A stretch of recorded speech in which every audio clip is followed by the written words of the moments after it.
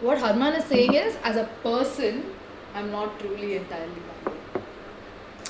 Which is true. You are the You can argue. I mean, you are also not. I'm not. You clearly don't look like a proper Bangalorean. You look like someone from Punjab. What do you mean doesn't look?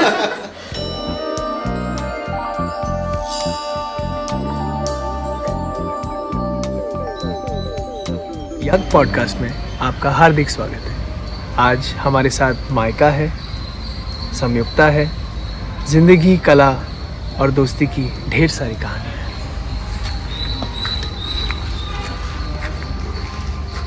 देखते रहिएगा, like, share and subscribe. Okay, hi, welcome to episode 18. This is episode 18. Today on the podcast we have an OG podcaster from Bangalore, Samyukhtha Sunil. OG. We have Micah Bedford. He makes another appearance. Indeed, I popped up again. The first non-comedian to make 2 appearances. Indeed, I feel honored. That's cool, bro. Nice sweatshirt. Thanks, man. Then there's Harmanpreet Singh. You don't have to clap for everyone. I thought it. Then we have Krishna. You know him. Then you have Neelaksh Mathur. You have to know him. You don't have a choice. Yeah. So, before we start the podcast, I am not related to Arijit Singh. Every episode, people just Oh my comment. god, I can't unsee it. Yeah. People just comment, you look like Arijit Singh, you look like... And I go to concerts and all, dude, at Guild, people recognize me as... Would Arijit Singh go for an F-16's concert? Is that a thing? Oh, that Kabira guy is here. Kabira guys. I got recognized for Pradeep. Yeah. Oh, this is crazy. We're all lookalikes, dude. My ex went on a date. With Pratik Guad after we broke up, and then my friends were like, "Bro, she has a type," and I was like, We don't look alike." Do you think? No. Now that you talk If about it. anything, he looks like me. Okay. Yeah. Just put that out there. Whoa, I'm fucking announcing Bro, a diss because now. so many people Pratik, we coming for you, bitch. Let's Bitch go. it out. His next heartbreak track is the way. My god. I don't look alike. So, Samyukhtha, you've been a podcaster yourself. How does Can it I put my feel? feet up? Yeah. Like half the podcast, today I'm not wearing shorts, but like... people have commented that you should show less leg also to me. Why? Thighs actually, not Thighs. legs. It's the thighs. Yeah. It's this. I've noticed he always Is it too shows up in distracting? basketball shorts that are like up here. Yeah. And then you laugh, so there's a lot of jiggle Jiggling. going on. There's nothing wrong with that, bro. Yeah. You have nice calf muscles. Huh? What? What? Let's carry on. But yeah, have you been a guest on a podcast before? Yes. On a couple, there's another podcast called, it's a Chennai-based podcast, and these 2 boys wanted to shoot this episode on the cultural similarities that Chennai and Bangalore share. So, do you think there are any? The most common thing that we have is the hate for each other. Yes, that's true. And a common hatred towards the north. Yes. That's- And migrants. Yes. Yeah. So I did But there that. are not many migrants in Chennai, by the way. No, All of them who go to Chennai come back come to back to Bangalore. Bangalore. No, but the hatred is much more intense in Chennai. Like here, people Yeah. just accept whatever. In Yeah. Chennai, they're like, fuck off. Straight up. No. They're Oh, like, leave. I got hated in Chennai because I spoke in Kannada. Because I don't know the You difference spoke between... in Kannada and I'm like, Chennai. Anna illi bartira, and he hung up on me. And Fair enough. Honestly. Yeah, fair. he won't take it. But actually, you're the most like Bangalorean North Indian I know. really? Yeah. Maybe top 3. Yeah, What I'm do you- sure like the auto guys get surprised when you speak in Kannada. Yeah? Do they? Yeah, I bet they love it though, right? Yeah, Yeah. they give me free rides and stuff. What? Yeah, But just to... he has to sit on the lap though. Yeah. Okay. No, but Bangalore auto drivers are so. I mean, this is a very problematic statement. Very low maintenance in that way. Let me tell you why. In the sense that the bare minimum that they ask for is 20 rupees above the meter, Yeah. and that you speak at least 3 to 4 Kannada words in one sentence. And they're impressed. They do not ask for a lot. I'll agree. Yeah. Hands The down. moment you start speaking in Hindi and they get so riled up. I get say so riled up. I say the OTP also in Kannada. One do eridu. Whoa. Impressed. That's too much. Nice, dude. The moment I say nalukku delega, sorry, kutkodu. Love it.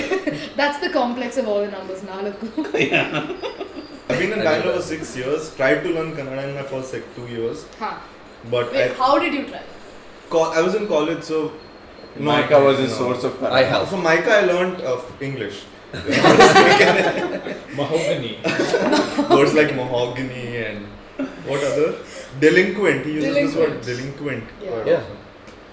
Yeah, I used to be one. you must be sad the Her Majesty Queen passed away. No, forget it. No. Red in my face, lightning McQueen on the screen. I'm 95 and 97. Been watching the skies for stormy weather. She don't like me, looking for signs, light as a feather. Hype beast. This is again getting into cancelable territory. Cancelable. Like this is my I was last. here with a plan today. Don't you just blur the screen and play some random jazz like when that happens? Yeah, sometimes. That's chill. Like last So time we when can we say got whatever we into want. too much sex talk, we had to do that. Oh really? Yeah, when you were on the pod, we spoke about sex so much too. I think you were not fucking then, so you had a lot to say. Did I? Relationships आग के दरिया जैसे होते हैं, पर आपको उसमें डूबने की जरूरत नहीं है। अब आप देखेंगे माइका और संयुक्ता को अपने फेम और आर्ट के रिश्ते के बारे में बात करते हैं। 2 कप कॉफी बना दूं? हाँ, I made visualizers for the last EP. I wasn't as aggressive with the last one because I just wanted the people who choose to listen to it to really be into it and stick around. And those people, when they meet me at concerts, they're like, dude, I love what we do. It's about people like authentically connecting to my art. Sure. And that takes time. Like if you want to build an image through that, it takes a minute. If you're lucky, you'll get like a couple peaks in the growth curve, right? And that's all one can hope for. But the people whose audiences grow like immediately overnight and then they get bought out by a huge label, all their fan bases are super rabid. I don't know if you guys have noticed. Those are the types of fans who just want to demand things of them and like will turn away from them at any second to jump onto the next wave. And then they just lose everything, you know? Yeah, I'd rather have 200 people who are willing to buy merch, who are willing to show up to concerts, who are willing to have conversations, like jump on a Discord, than like 10,000 people who are like, yeah, I've heard of that dude. Even within writing, you have your stuff that you do for the money and stuff that you do for your monthly, bills to be paid. And then the stuff that you really want to write about. And that again boils down to this whole idea of who really wants to read what you have to say and what do you have to say. Okay, so out of all of us, I understand what a comedian's trajectory or aspirations look like. Musicians, because I've hung out with Micah and other musicians, As a writer, what is the long-term vision? Like in my mind, I'm so naive, I think all writers want to write a book one Right? day. Yeah, so basically, funnily enough, I took my writing thing very seriously that I did my entire degree in creative writing. It sounds like a summer workshop, but that's not even 4 fucking degrees in creative writing. I'm glad you acknowledged it up front. Straight up. Because whenever I tell people, so what's your major? And I'm like, creative writing. And then there's just like one long stare. And they're like, so what do you do? And I was like, it's pretty self-explanatory. They're like, but what do you do? And I'm like, I write. And they're like, oh, so you're writing a novel? That is the main go-to thing that people have in their minds. But today, I think there is scope to do so much within writing. And initially, I was also trying to fit myself into that whole, I need to have like a book published for sure. But that's not where my interest is, and also my ADHD will not allow me to do that. I don't have the attention span to sit and write a whole ass book. I think at some point for me, having worked with the publication, you get to kind of influence how the culture is evolving in real time. Over time, you have that kind of potential to impact what's happening in the scene or what's happening with regards to just youth culture in general. You have that potential to change that with the kind of voice you're putting out. So starting a publication is definitely in the books. That's something that I want. Starting a publication. Publication, yeah. Interesting. Now everybody's writing for Instagram, so good writing really gets hidden unless you're like a Rega Aja or like, you're like a Mira, who are really great writers. And like their stuff. But they also built their distribution on internet first. On the internet, but like what kind of writing of theirs that really sells today is very different from like doing a listicle on like top 10 chart places in Indranagar, right? Like that's not There are 10 chart places in Indranagar. What is a I have to read this article now. What is a listicle? I've never heard that word. When I featured you, I wrote a listicle. Okay. Yeah. It was not a feature on you. You were just one of the... Listicle. I was just part of the listicle. I was part of Top the 10 list. artists in Yelahanka. Yalanka Newtown. Sounds so uncool, bro.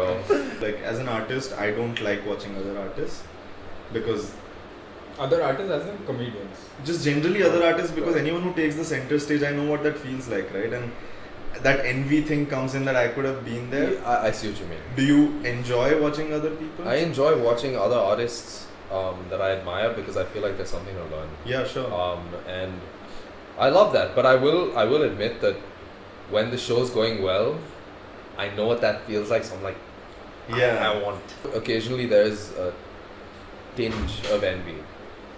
You can be honest about it. Yeah, you're not opening You up be like that. okay, like we are okay saying. I'm open. Okay. That's the truth. There's just a tinge of envy. I don't want to throw them off the stage. Okay. But there's like a bit, yeah. And Like, do you enjoy somebody sucking on stage? Like, if he's not having a great time, do you enjoy that? No. No, you don't? like I I'm a just- hypocrite in that sense, right? I'll watch a show live and I'll shit on the show. Like if you're, I'm the worst person to go to shows with because throughout I'm the guy like, yeah, it's fuck you. I'll agree with him. I've gone for movies with him, and it's just when I've started to enjoy the cringe side of the movie, this guy gives up. He's like, fuck it, we leave. And we leave like what, 30 Oh, minutes we into leave straight up. leave. Oh, We leave Like he'll movies stand after. up and I don't have a choice. I don't have a choice but to leave with him, and we're like, okay, cool then. It's like, when will I get an opportunity to shun Amir Khan? Ever in my life. Correct. If not a full on theatre. And whatever research I've done about you, which means like stalking your Instagram, Yes. you have access to a lot of popular people, right? So, some popular. That's one way to put it. Okay, yeah. Access, I'm saying. I'm Yeah. not saying you're leveraging it or anything. Yeah. But when you know a lot of popular people, apart from their public facade, you find out things which doesn't necessarily fit into your vision of what this person was. That's 9 out of 10. Right? That is 9 out of 10. Then how do you still keep showing up in those circles, and like does it not reflect in your behavior? That's something I've been thinking about lately. For the first year and a half when the podcast was doing well, and like I was also broadening my circles, if that's the nice way to put it. When that was happening, I was initially having a lot of fun, like welcoming new people into my space. I still have that tolerance for it, but over time it starts to grow on you because you come to realize that these people, beyond their public facade or whatever that is, beyond that they're also people who kind of start, you do tend to leech on to each other. It's a very, very, very... It's addictive, I'm sure. It's beyond addictive, it's actually quite sad, and it's a helpless state of affairs. In this space, people will probably talk shit about each other, go to each other's shows and still show support. Like, that would be there, okay? Let's not avoid the fact that it exists. Don't smile at me like that. Don't make people uncomfortable. when I'm they're not being making honest. any That's All I'm doing is sitting here, man. What do you want from me? I'm saying it. Do you not know that exists? No, I agree. You It know? exists. It exists. Yes. Not very... You are there every weekend, bro. Come on. I'm not. Dude, I quit Actually, I'm there. that. I quit that. Dude, she's there. She literally calls me. I quit that scene like 4 months ago. There was a specific point, and she knows when. Yeah. I was there, I was like, at fuck that that. specific Yeah, point. you were there too. I was like, fuck this. Goodbye. I'm done with We this. are all buddies, bro. You were just Yeah. a podcast host. So when things start to get too cliquey, how do you step back? How do you take that step back? Like when I realized how isolated this little bubble of creatives were, Yeah. and how much they all just big each other up at shows, and then that's about the end of the feedback loop. You know what I mean? Like it's a very closed off circle. At a certain point, I was just saturated. I won't even say. At that precise moment, I did dislike it strongly, and I just went cold turkey. I was like, I'm done with this. There's better ways to spend my time, and I just disappeared. But I think people can moderate it. Like you can go hang out every now and then. And the fact is that now when I see these people, I genuinely enjoy being there because it's once in a while. If you peel away the layers, you peel away this hoodie, the layers of my personality, deep inside you will find A pastor. an English. Asking what's your name, how old are you? You will find In college, I legit thought Micah would convert me one day. Just... I was in Joseph's and I had a bunch of Christian friends who used to call me over, and my parents used to be like, nahi jane ka. Because they're going to convert you. Dude, I remember in college, I used to just take him to random open mics after college. And in our college, he used to dress up like someone who would convert you, the Church Street people. Hey, What are you do talking you about? believe in They had that God? pamphlet. Dude, I like ties. What's wrong with that? Yeah, so I like that. I want to tell you this story because you don't know of it. So we went to an open mic. All of us comedians are hanging out, and he's also there because he's my friend. And one comedian pulled me aside and he's like, "Dude, I think this guy is going to sell us a Jesus pitch. Can you ask him to go?" Oh, please tell me who this is. The name, we'll bleep it out. Oh. At Claytopia, I remember you Okay, were now there. I know it, so I can spit in his face next time I see him. I'm kidding. You won't In the ask name his of Jesus name. Christ. I'm kidding. I'm not gonna do that. Anyways, I was just saying, you peel back the layers of my personality, right? And deep inside, in the fetal position, you will find an Englishman. It's just my upbringing, and I had no agency in the matter. I'm not against it, but it happened. I realized that I didn't grow up in Bangalore. I grew up in TISB, okay? It's not Bangalore. It's not fucking Yeah, Bangalore, yeah, okay? yeah. It's not. That's the reason I'm this way. I had like mad internal conflict like a year ago. I was like, why am I like this? Why am I so like Bounty Bar? You know what I mean? White on the inside, coconut white on the inside, brown on the outside. I was like, what the fuck is happening, man? And I had this introspection season during which I realized my upbringing was in this perfectly pruned little 250 acre with a golf course and swimming pool place where everything was perfect and everyone was well mannered, and if I wanted food I would put my hand up, a guy would come, I would keep eating and just tell him what I wanted, he'd go away and get it. So, and this guy was not your mom. No, this guy was not my mother. That's usually how it happens. He was a waiter, okay? I'm just saying. You had a waiter in school? Multiple. Nice. Multiple. And you don't have to call them, you just put your hand up, you keep eating. Bro, He if I comes have up. kids one day, I'm sending them to TISP for sure. Yeah, if you want them to have. I really want to have brats. You know, as Right. kids. Dude, I I came out of think you school- should have brats and then one child in just a government school just to see how. Just experimental. A/B testing. Where did you go to school? Yeah. So I'm originally from Chennai, and I lived there for the first 8 years of my life. I changed schools every 2 years. I went to a proper convent school where they had like these, you know, like they'd give you those hymn books and force you to Yeah. come to like mass and Wow, stuff. nice. Yeah, I did this for 3 years. And then for the next 2 years, I went to Sindhi high school. Oh, shit. Yeah, where I had a Bhagavad Gita every morning at my Oh, prayer assembly. Yeah. Where Bhagavad Gita is your ID card. They I know, don't I let know, you I go know, back to I class know. if you don't carry a You Bhagavad don't have Gita. a Bhagavad Gita, they won't Yeah, let they you won't let inside. you. What? Yeah, so like I've shifted schools every 2-3 years and such culturally diverse environments that I've been in. And then after that I went to went to college, Flames. University. Oh, nice. And then they had this roadies audition on campus once, and Oh, then so the next cool. week I dropped out. Oh, And did then I came back Were you home. rejected from the audition? Is that what you did? Yeah. You did No really? man, of course not. Dude, I know people in my Really? life from my college. I don't who think I have done- what it takes to be a roadie.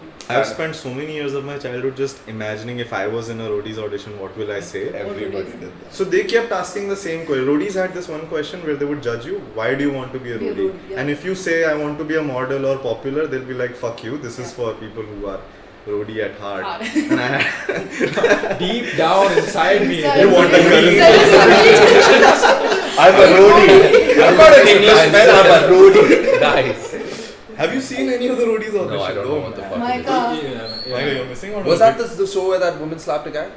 No, Oh, No, no, that's what is that? That's Bindass. bindass. It's a boss or something. Like No. Dadagiri. Dadagiri. UTV That's what Bindass I- had the Best best shows. fucking shows ever. There was a show called Sabse Bada Loser, which was basically Rohit Shetty and 12 brats from all over India in a slum somewhere. Okay. And these brats are people who are used to spending say 2-3 lakhs a month on luxury or whatever at that point of time. Nice. And they had to stay in this house and earn their own living. And it was a show about how brats can become About DIs Normal. kids. Yeah.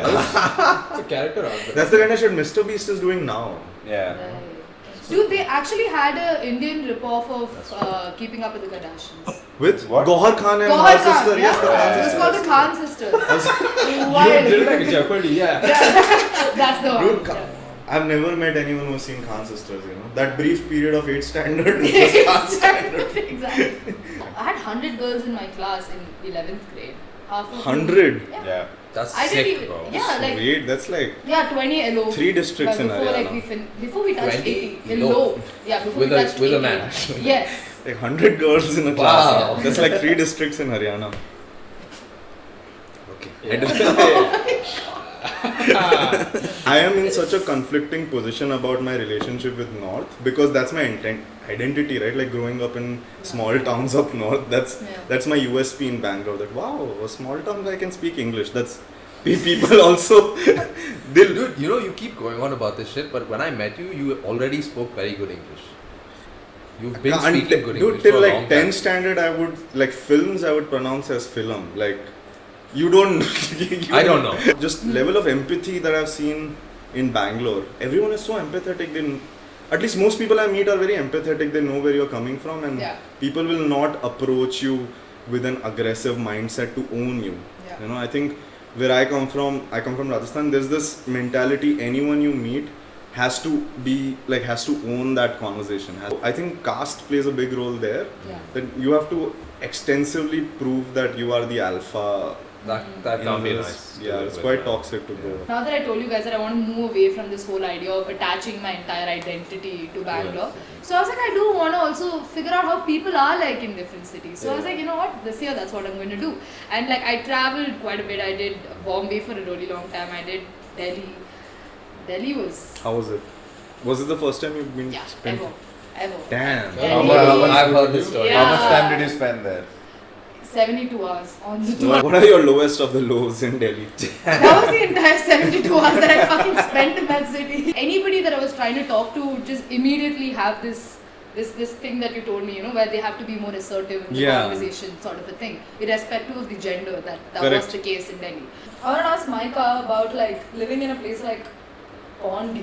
Initially, my dad lived on the edge of Oregon, which was beautiful. He lived there for over a year, and that was around the time I dropped out. So when I went there, it was such a breath of fresh air because there's greenery, everything is slow paced. No one is asking about your degree. I was like, oh, I'm a failure. I dropped out and I was like, am I a failure? I didn't fit into this box. Am I failure in life? Am I disappointment? All this shit was running in my head. So that really helped me settle the dust and think clearly and prioritize and jump into what I wanted to do anyway.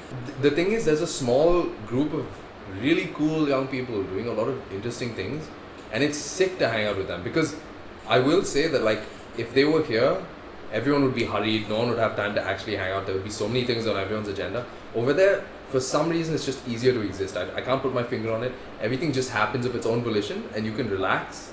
Are you guys into fashion? I mean, you seem like you're into fashion. You look like you try to look like you're into fashion.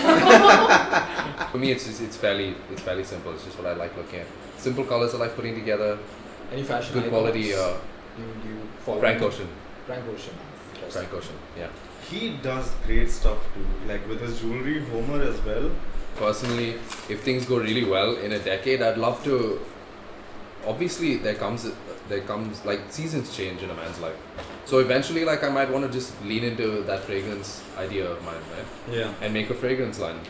Oh, what are you calling your fragrance? Mahogany? I'm just.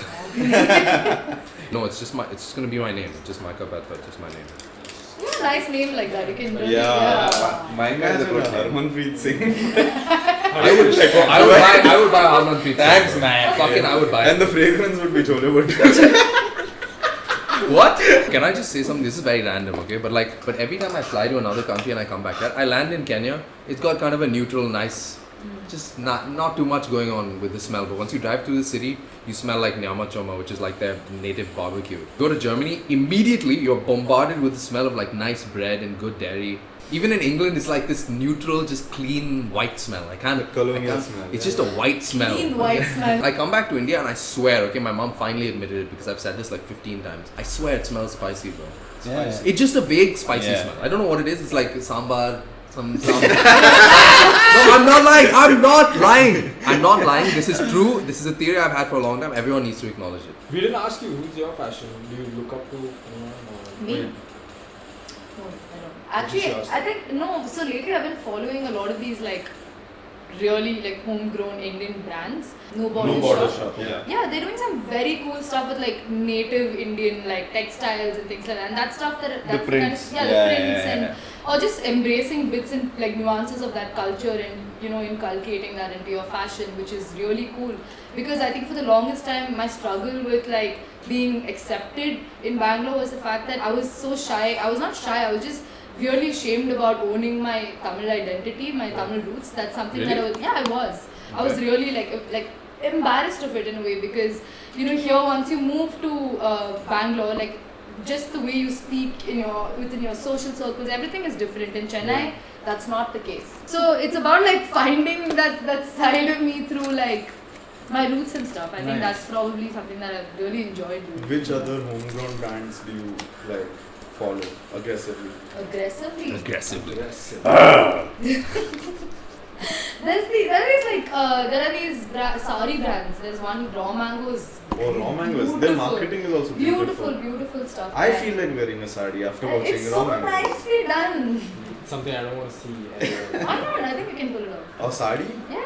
Yeah, Neelaksh Of can. course you can. Yeah, I think the next You would episode. break the internet if you did that shit. A sari? Yeah. Yeah. Break the internet as then the internet stops. They're like, don't go today. No more uploads. Nothing. Stop, guys. Stop it.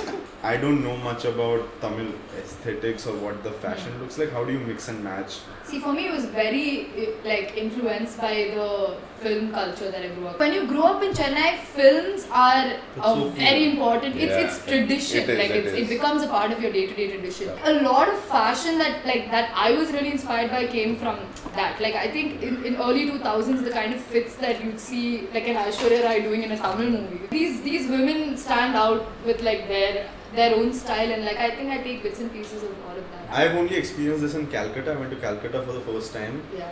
And art is such an ingrained part of the culture. It's not looked upon as a thing of luxury. It is bare minimum.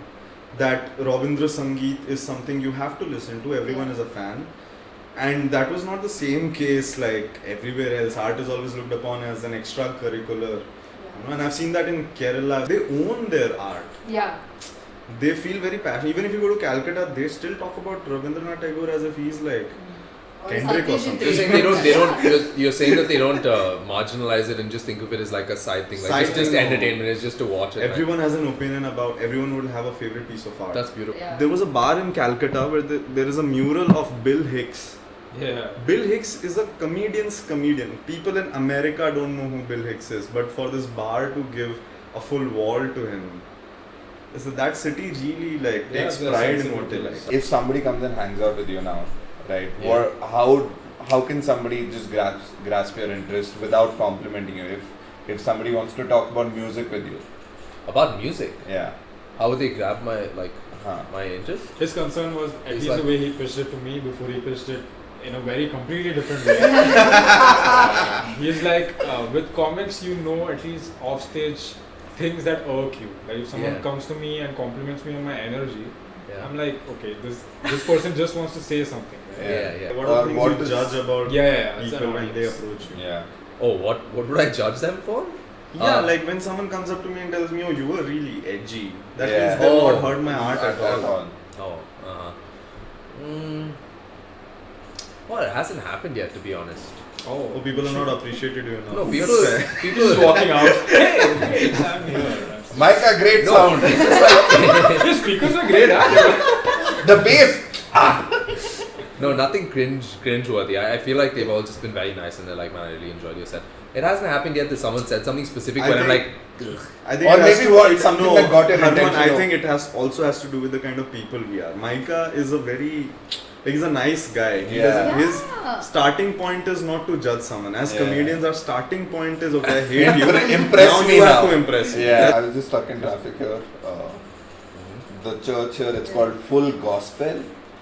Full gospel. Full Gospel. Full gospel. It's such a Bangalore name, dude. Full on. Next Full level. on is not Next. Send gospel. Put on Jesus. What's up, Samyukhtha? What's next for you? Next is seeing if I can, and if there is any hope to Bob Talks left, and Okay. see if I can revive it in probably a fun and interesting way, and make it less about Bangalore and more about the sort of a culture that it promotes, and that is not restricted entirely to the city. So yeah, and maybe the publication too. I have 3 singles on the way.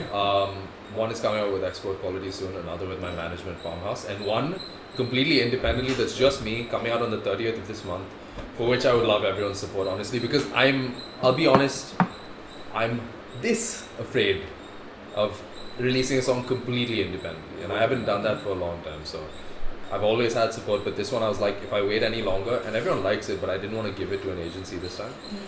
I was like, if I wait any longer, it's no longer going to feel relevant to me. So I have to drop it now. Sometimes it just gets to that point. You throw marketing considerations to the wind. So I would love everyone's help on that. It's called Won't Pick Up. Won't pick up. It's Oh, coming out. You've I've heard this? some drafts of it. Yeah, you have. The final master is done and it's coming out on the 30th. Nice. Nice. Cool. That brings us to the end of the episode. Thank you so much for listening. Follow Samyukhtha, follow Micah, their Instagram handles on the screen now. Follow Harman. Follow Yuck Collective. Yuck Collective, we'll release like reels for this episode, and subscribe to the channel. Please comment. It feels so weird talking to someone who's not there yet. It'll take 3 weeks for someone to listen to. But yeah, from the future. Yeah. Subscribe now.